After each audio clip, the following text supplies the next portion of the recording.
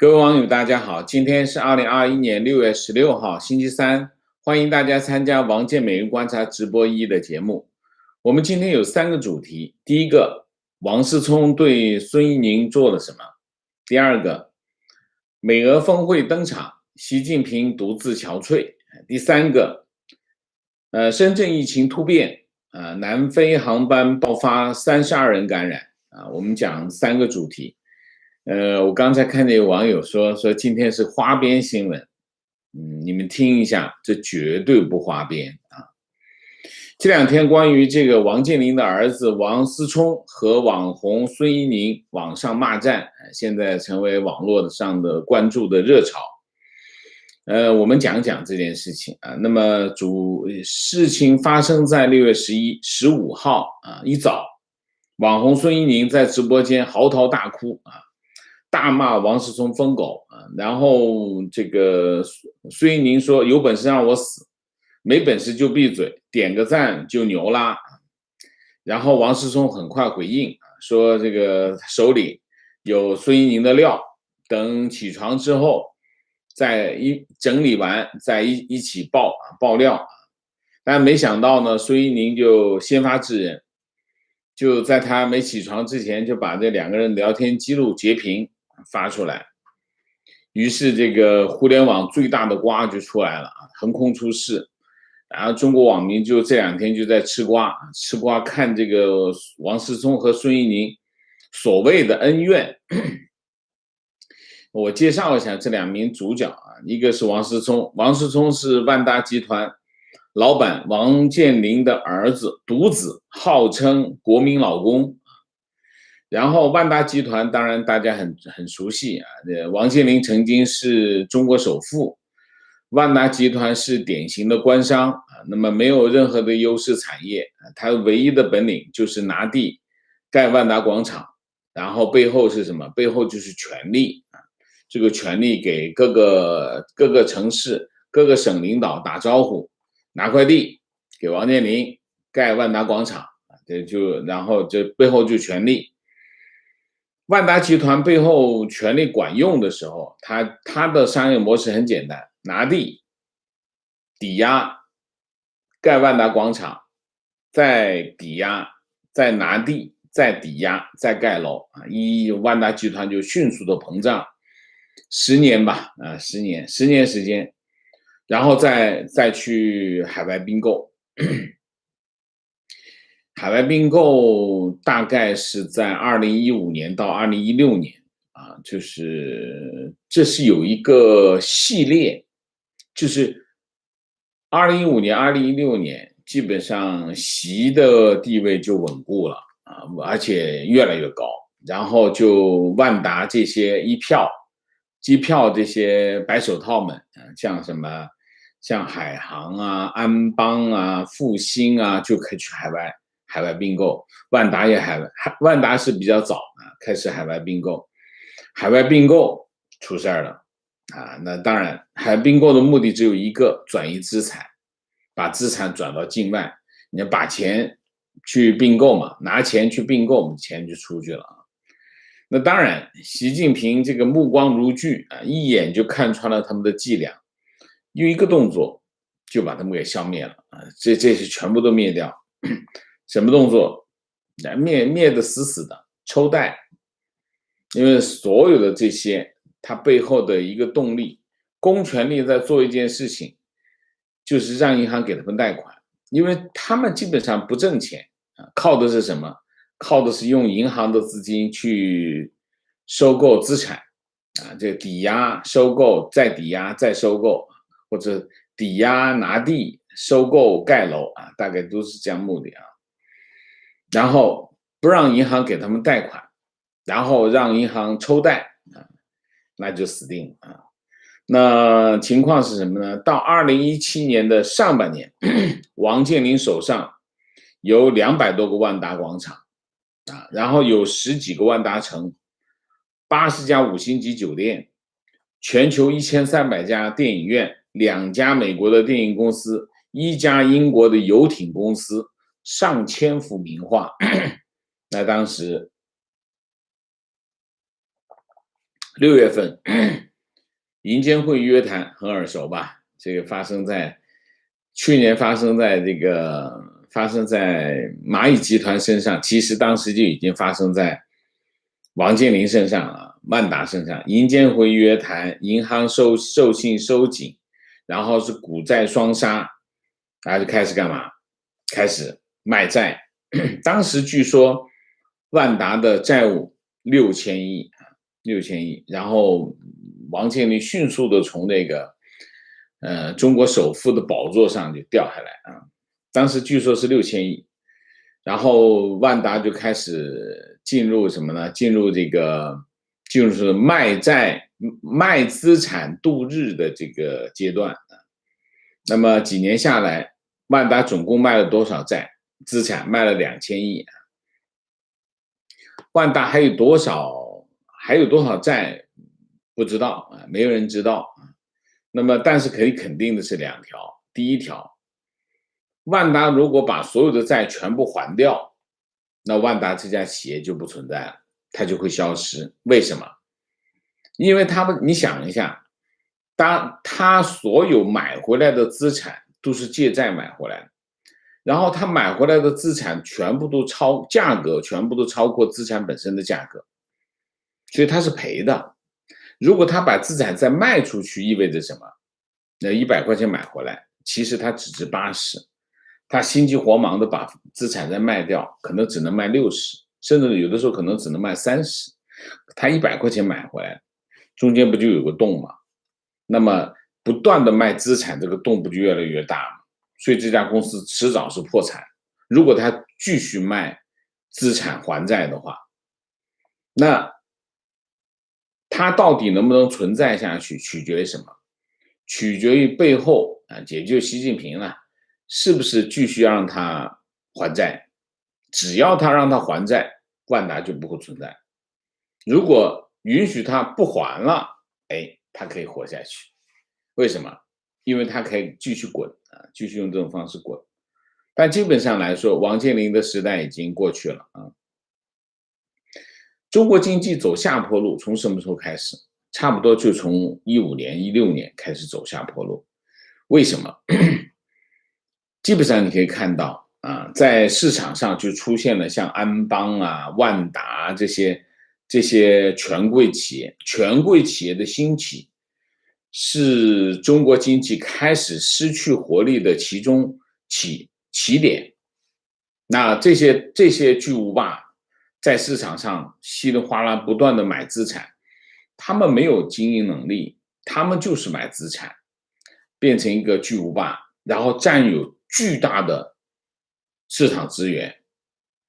这些没有效率的企业成为市场主体的时候，那么中国经济就走下坡路。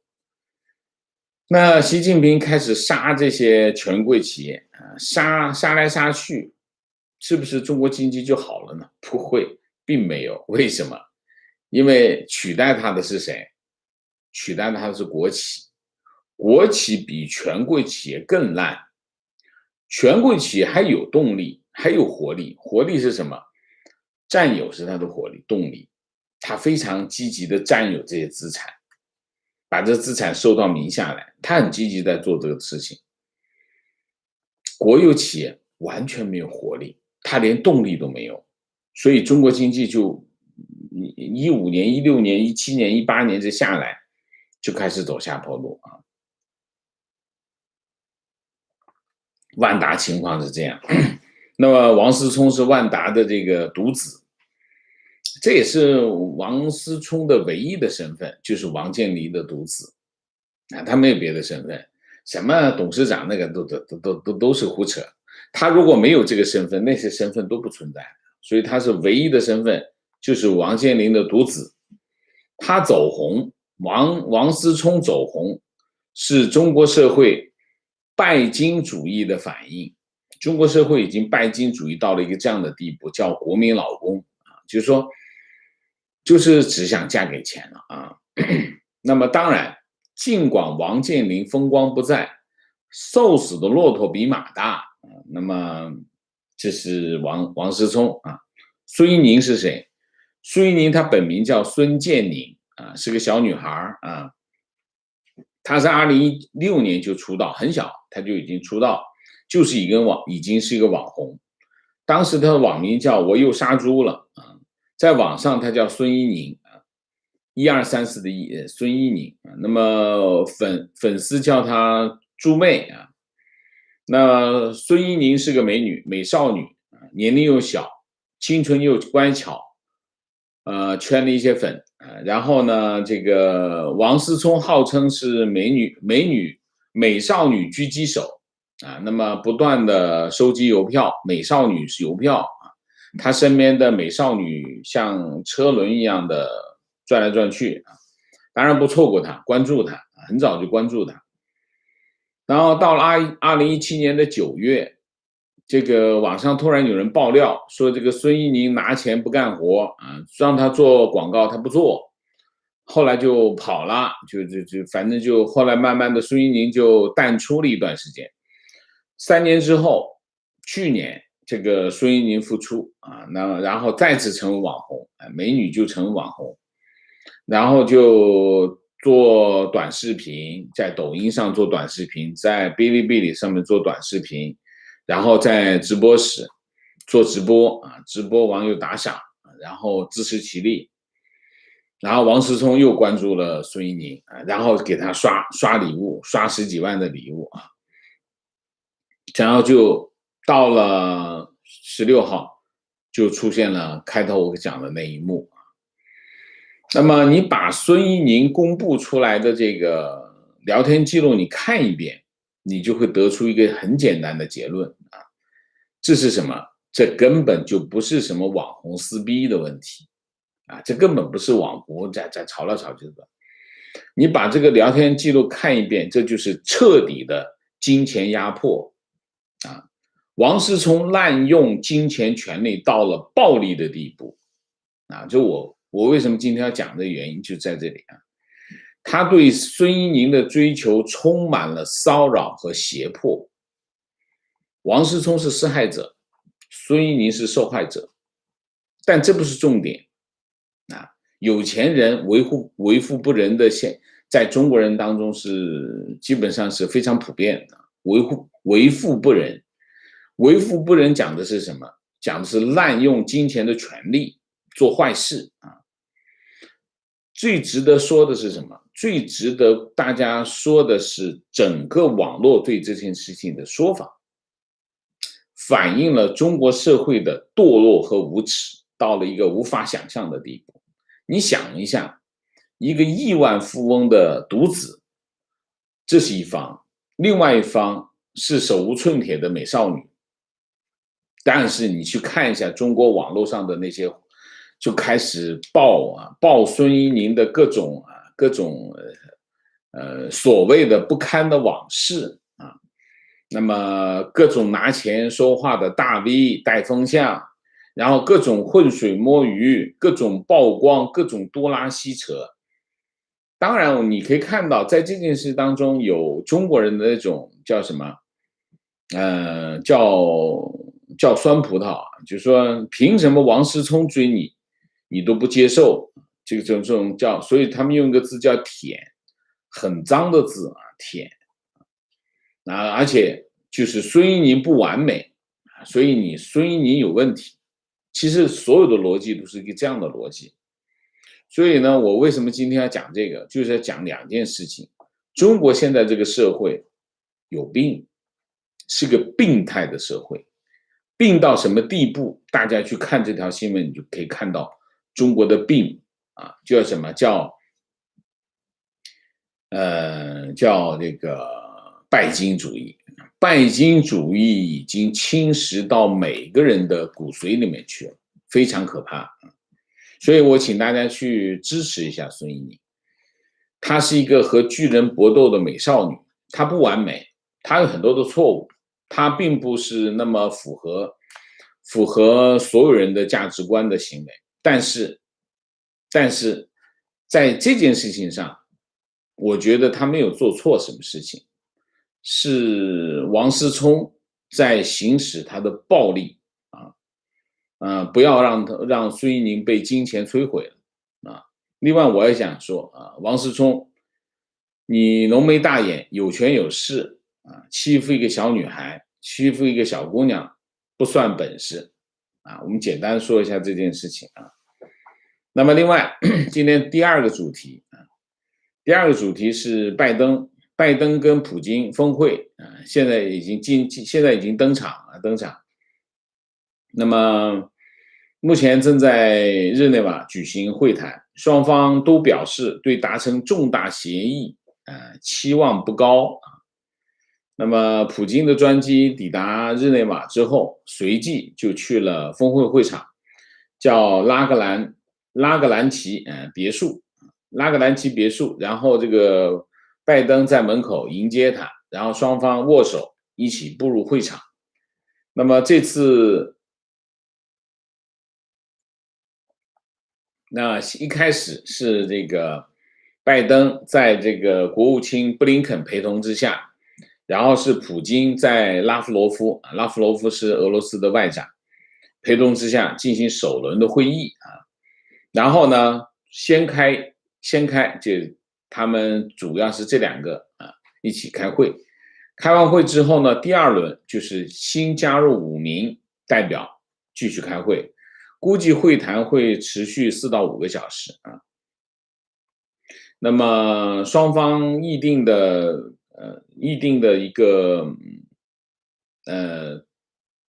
扩大的小组之后，还会再扩大，还有分出各组小组来进行谈判啊。那么拜登政府的一名官员在去日内瓦的路上说，双方可能会撤销召回各自大使的这个行动。那么今年的4月份，美俄关系恶化，美国大使约翰·沙利文和俄罗斯大使叫阿纳托利·安东诺夫今年年初4月份都会被双方都召回自己的大使啊。那么这2位大使同一天到了这个日内瓦。那美国方面表示，拜登在这次会谈上的目标包括什么呢？包括4个。第一，寻求美国和俄罗斯可以合作的领域这第一个讲好话的，先说好话。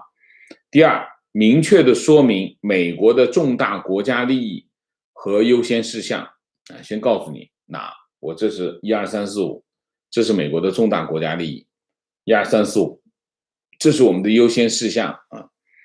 那么这是先礼后兵意思就是先讲清楚，这是我的国家利益不要碰然后第三，表明美国将强力回应俄罗斯的侵害行为你要侵犯我的利益，我会强力反应的就我先打招呼然后阐述美国的价值观，这美国的主要的目标那么过去1个星期西方世界举行了有史以来规模最大的这个首脑峰会拜登出席了7国集团峰会北约峰会，然后是欧盟领袖峰会。那么会谈结束之后，拜登和普京再进行美俄首脑峰会。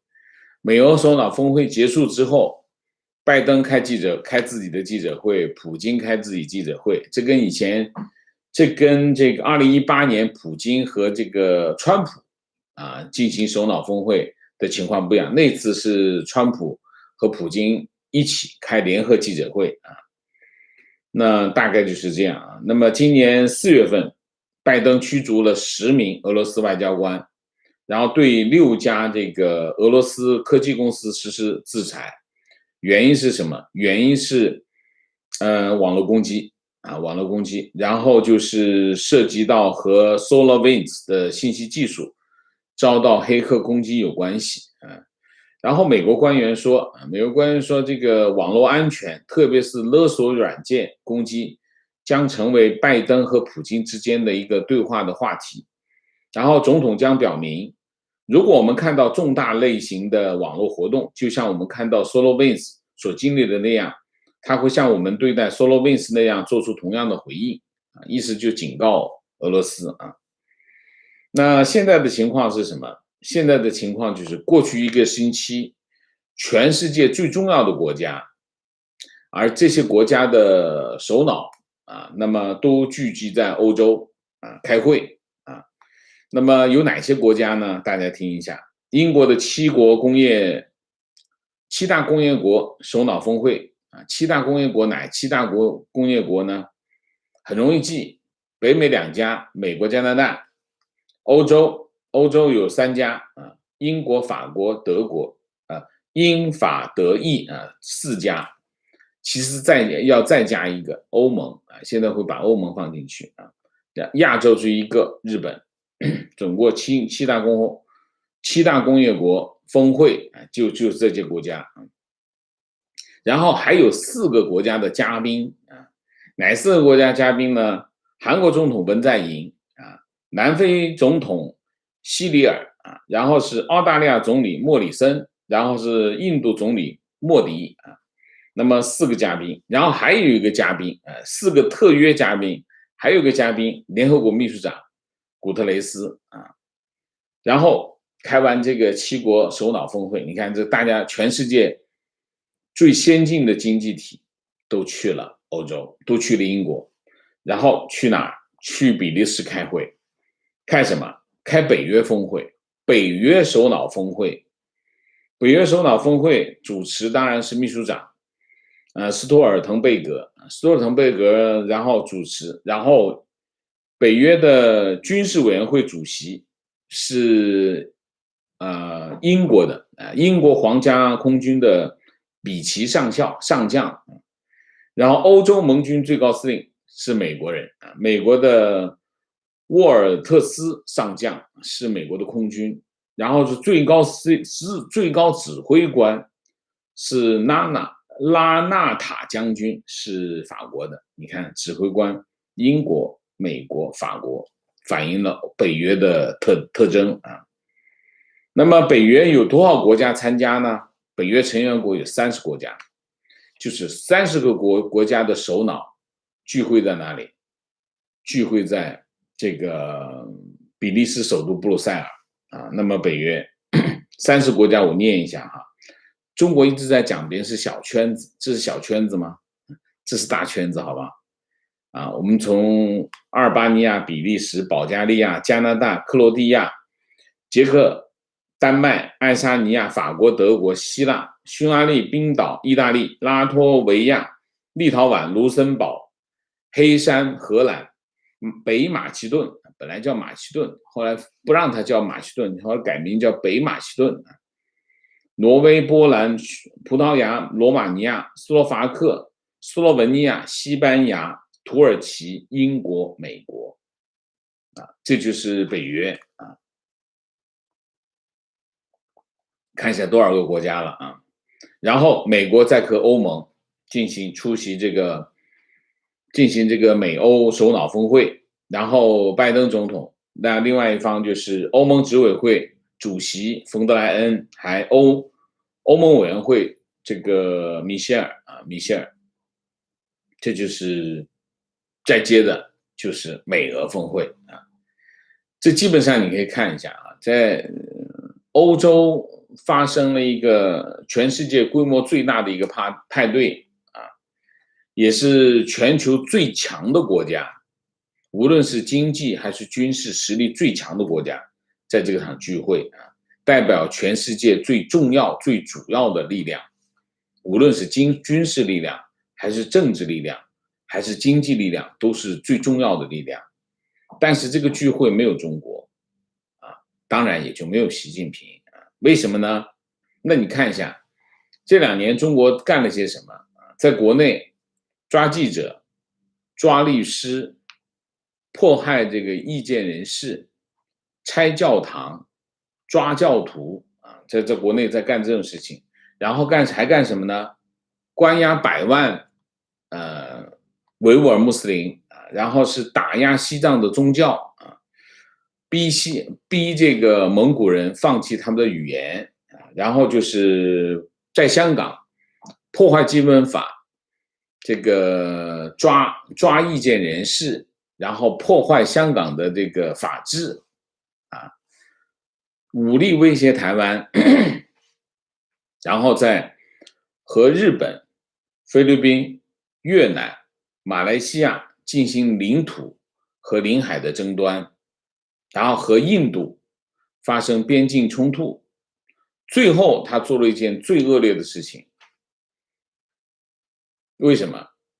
疫情散播到全世界散播到全世界，由于他隐瞒疫情，导致疫情传播到了全世界。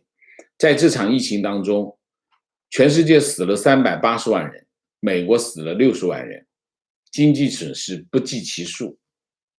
这就是过去2年中国干的事情那么过去2年，习近平搞的最多的外交，参与最多的外交活动是什么？2件事：第一，打电话；第二，写信不断的写各种信所以呢，中国陷入了史上最严重的外交孤立。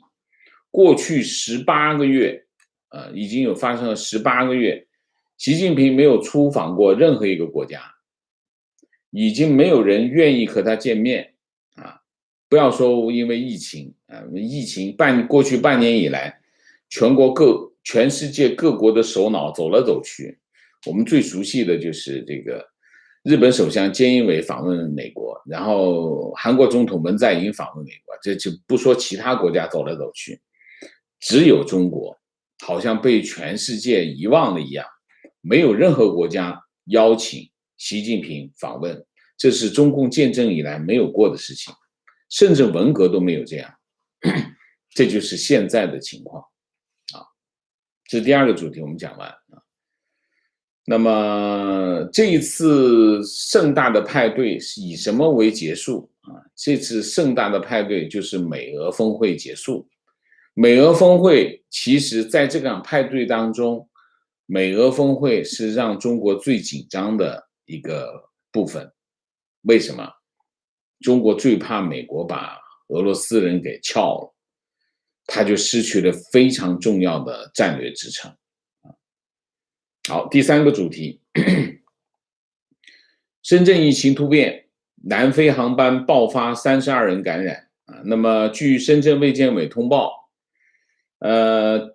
截止6月15号24时，6月10号抵达深圳的这个国航 CA868 航班累计报告境外输入阳性病例增加到32例国航 CA868 航班是由南非约翰内斯堡起飞6月10号抵达这个深圳，最终目的地是北京那么深圳市根据入境政策的要求，所有深圳入境的人员先接受14天的集中隔离，然后医学观察，然后1、4、7、14 4次核酸检测，核酸检测全部为阴性，解除隔离，自由流动那么卫健委报告是这样，他说 CA868 航班上的32个阳性病人分3次披露6月10、11号，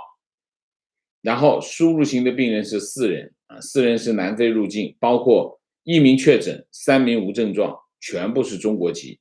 6月14号，深圳3名境外输入确诊是由南非中国籍。然后6月15号25名，一天就增加了25名6月15号13名确诊，12名无症状按国籍分，这32名国籍是22名中国人，中国籍，2名南非籍，1名这个津巴布韦籍那么按照统计，这个航班上累计发现的32例境外输入病例当中，包括17名确诊，15名无症状，那么其中中国籍29人，外籍3人那么这趟航班让深圳的疫情突变那么突变在哪里呢？突变第一个，一名在深圳机场负责流行病调查的流行病调查的海关人员感染，就在这场疫情这趟航班的过程当中感染，就因为他去做流行病调查，问话什么的，估计防护做得不够好，所以感染。然后6月15号，深圳卫健委通报，这个人姓姜啊，那么姜某在6月14号上午出现了症状啊，感染症状，最后经确认为确诊病例啊。那么姜某的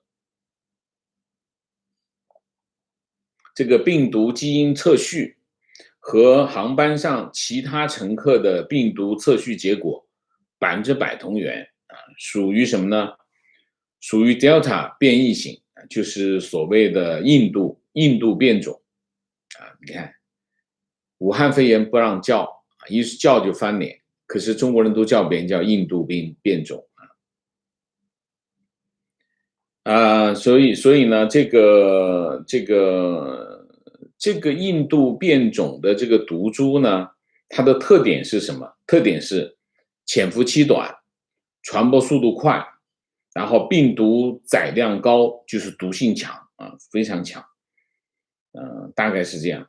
然后就是这个航班呢，CA868。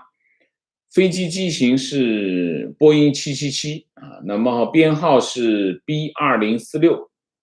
6月9号晚上，约翰内斯堡起飞。6月10号，北京时间6月10号下午飞到这个深圳的宝安机场，然后6月11号的下午飞回北京。那么按照当时的情况，就是乘客全部隔离啊。现在的情况是北京怎么样？北京有没有影响？当国航的介绍的情况是什么呢？就是标准程序是国际航班入境，旅客集中隔离，然后这个飞机全面消杀啊，然后后续这个航班不受影响。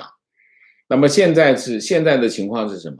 现在的情况是 CA868航班已经熔断啊，熔断是去年12月民航制定的一个规则，就是航空公司同一个航班入境后核酸检测有阳性的人数达到5人，航班暂停2周啊，如果达到10人就暂停4周。那么现在 CA868就暂停4周啊，大概是这样啊。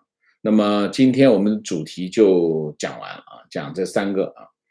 那我们另外顺便说一嘴吧，就是我在网上也看见，姜文华跟姜文华有关系的，我稍微说一嘴啊。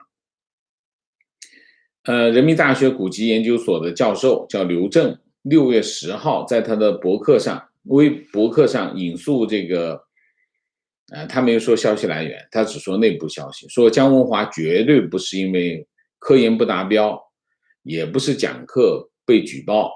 他说的是原因是什么？他原来在苏州大学，他第一个任期是在苏州大学。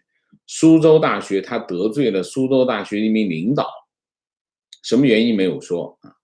这名领导是王永珍，就是数学学院的党委书记，就是受害者的王永珍的同学和好友。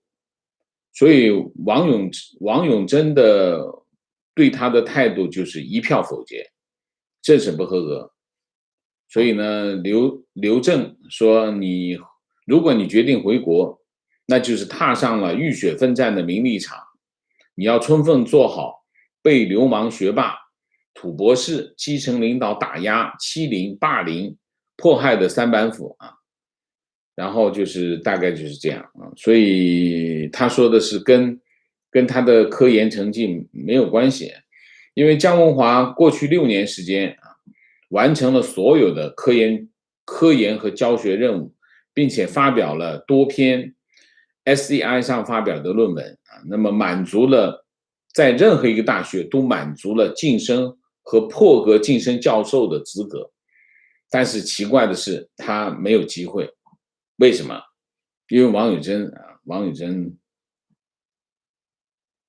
然后是6月15号，复旦大学校友会，募捐，为王永珍发起募捐活动啊，然后就没想到翻车，底下的网民骂声一片啊，就是结果一个是批评复旦大学啊，你的员工出了这样的事儿，一点担当都没有，还让他们跑出来募捐啊。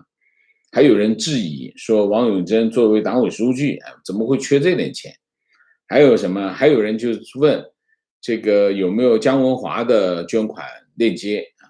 就是大家都表示想捐钱给姜文华家属，大概是这样啊。好吧，那我们今天的主题就讲到这里，我们下面进入互动。进入互动之前，温馨提示，请大家点赞，请新来的网友订阅，请大家加入我们的会员，支持我们做更好的节目。那么进入互动之后呢，请大家不要聊天啊。4个情况、问题、观点、情绪啊。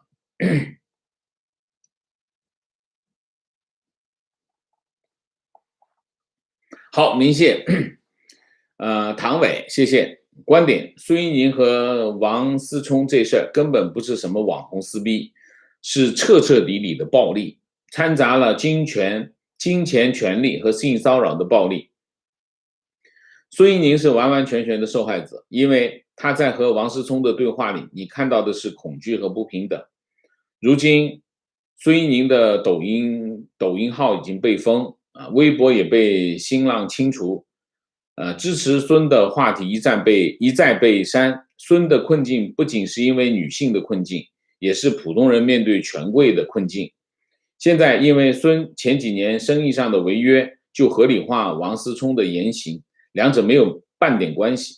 孙的任何行为都不能掩盖这件事情的唯一的核心：王思聪在性骚扰、网络暴力，而且动用关系和金钱想毁掉一个女人，仅仅是因为这个女人拒绝了他。非常好，讲得非常到位啊。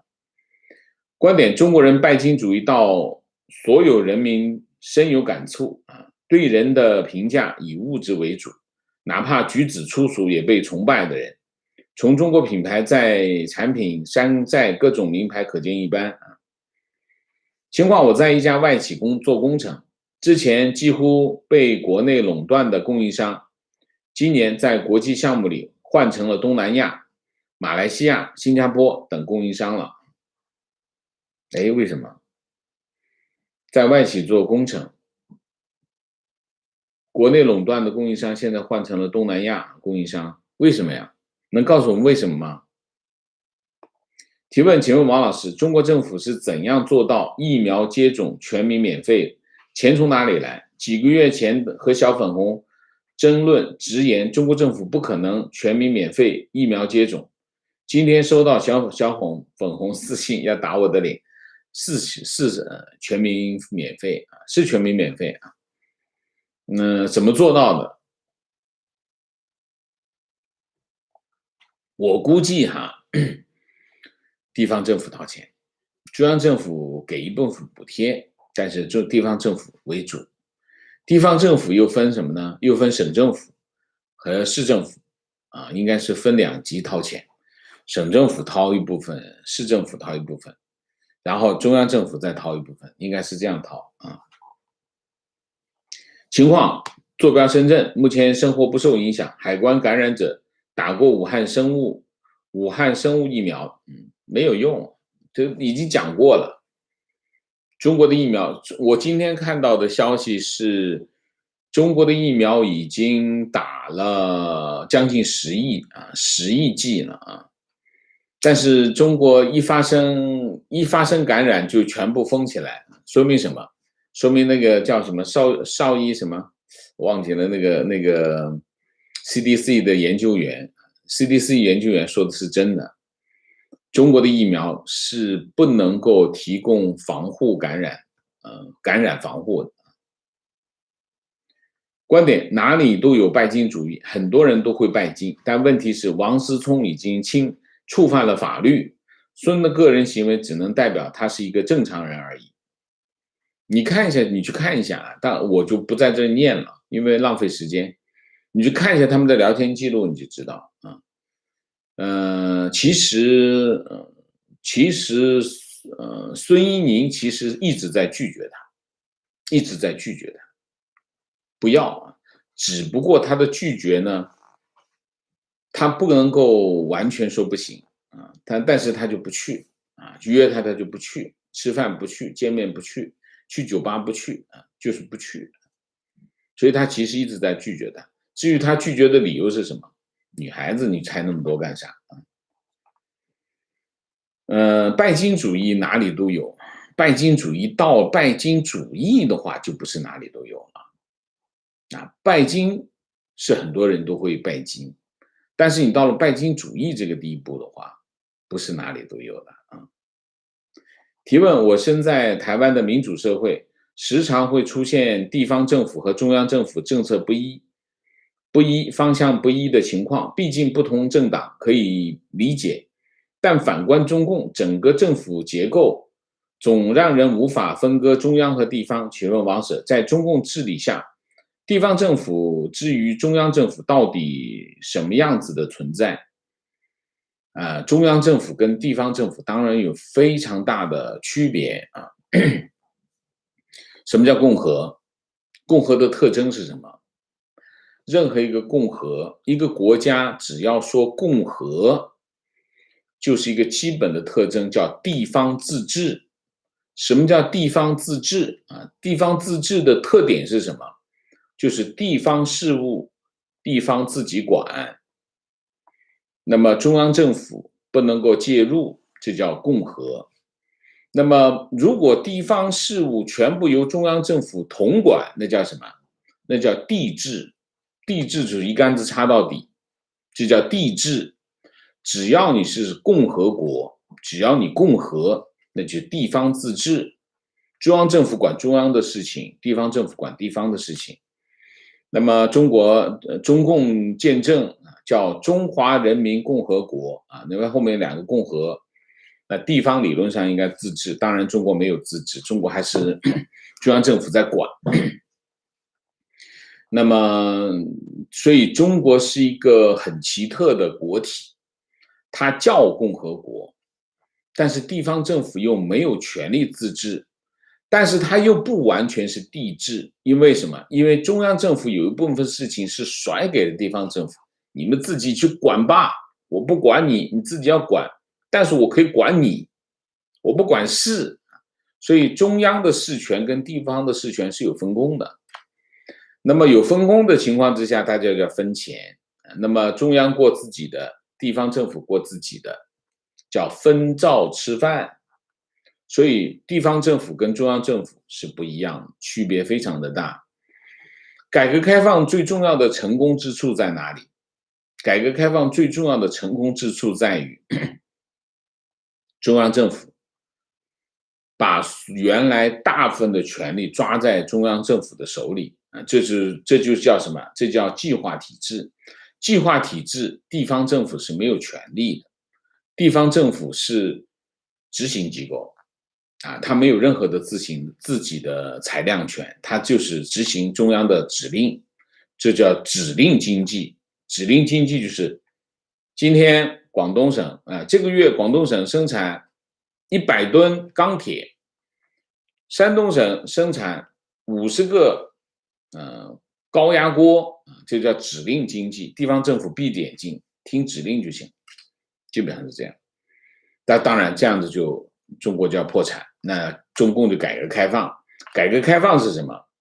好，你们财政包干，我不管你们了，你们呢每年交钱给我就行，交笔钱叫财政包干。比如说上海一年交50亿，北京一年交30亿，广东一年交20亿。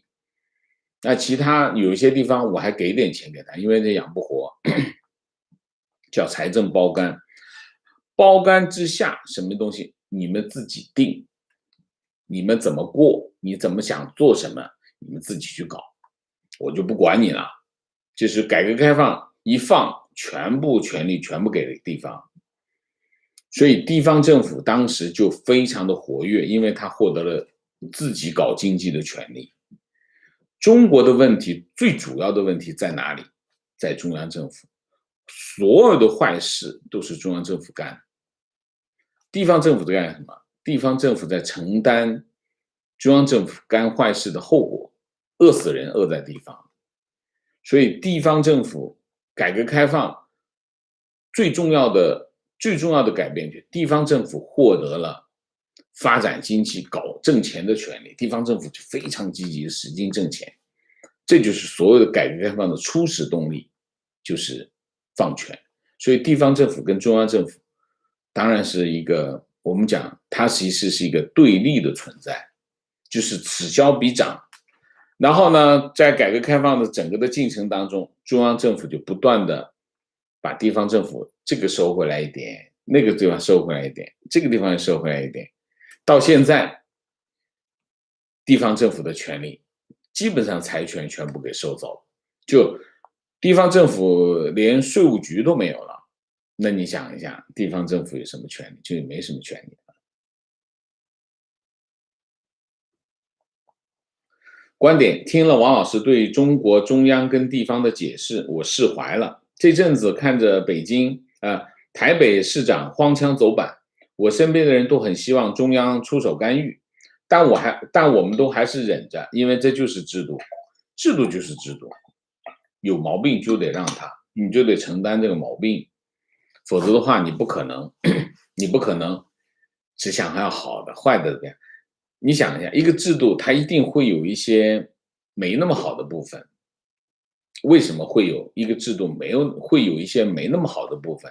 因为你要保持那个好的部分。所以任何一个制度都有好的部分和没那么好的部分。你要把没那么好的部分改掉，那通常可能的结果是好的这个部分也会被改掉，就这么简单啊！人类就是这么矛盾啊。提问：为什么要破败不堪的国企？为什么要破败不堪的国企？也不要可能健康的红色企业。什么叫红色企业？难道大陆的破败不堪才是习所需要向往的国家吗？红色企业是什么鬼？你跟我说一下，健康的红色企业是什么鬼？我不了解。你说的是安邦，海航。那不是健康的，他们不健康，非常不健康。为什么？像安邦也好，像万达也好，他们是没有经营能力的，他不严格意义上来说，他也不是企业，他是从银行里面把钱掏出来，然后去买市场上的好的企业，买各种各样的企业，变成他的企业，但是他是没有能力管理的。为什么？因为这帮人都不是做企业出来，他跟索尼，他跟长江实业不一样啊，他们是靠从银行里挖钱来做生意啊，这不完全不健康。情绪，我是大陆翻墙的网友，最近看到说翻墙抓到要罚款，这样的病态的拜金，毫无人性的半兽人社会，活在里面如果不能翻墙，是个人都难以活下去。OK， 观点，中共这次28架次的飞行演练，这个姿态只是个姿态，也就是吓唬台湾，但是这个表现正好表达了中共的外强中干。昨天我们做了这个节目，那么台湾的有一个军事评论分析家认为，中共是在演习打航母啊，演习怎么样去打航母啊？我觉得他说的有一定的道理啊。观点：台湾一位国民党立委居然提议要删除针对文化表演团体的纾困预算，说穿了就是要弱化台湾文化产业，掌握并控制。有第二个战略目的，就是一个是方便以利诱旨啊，就赴大陆演出机会或者是接受红色宣传资助。二是台湾是全世界唯一使用繁体文化土壤，也是土共简体字文化的眼中钉。如果不能为中共控制，就是敌人，要除之后快。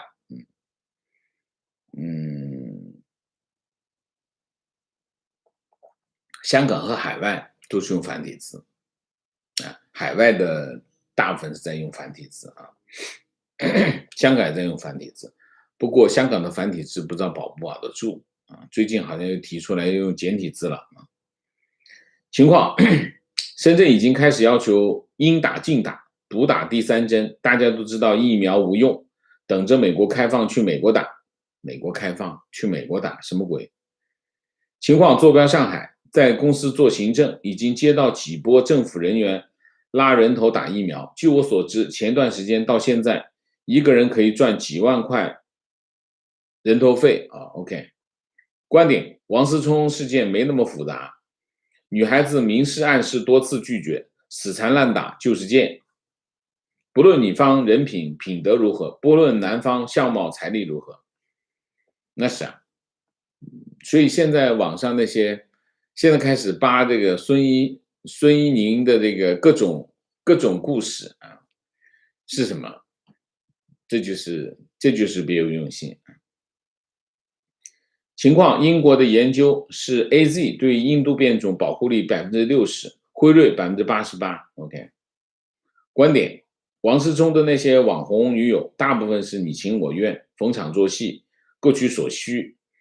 墙内拜金成风，叫马云马爸爸，叫王思聪国民老公，已经到了极致。我真的是非常恶心，我真的对这个我非常恶心，所以我今天必须说，大家去支持一下孙一宁吧，不要让他被金钱毁了。好，我们今天的节目就到这里，感谢大家的参与，我们下一个节目再见。再见之前，请大家点赞，请新来的网友订阅，请大家加入我们的会员，支持我们做更好的节目，做更好的自己。谢谢大家，谢谢。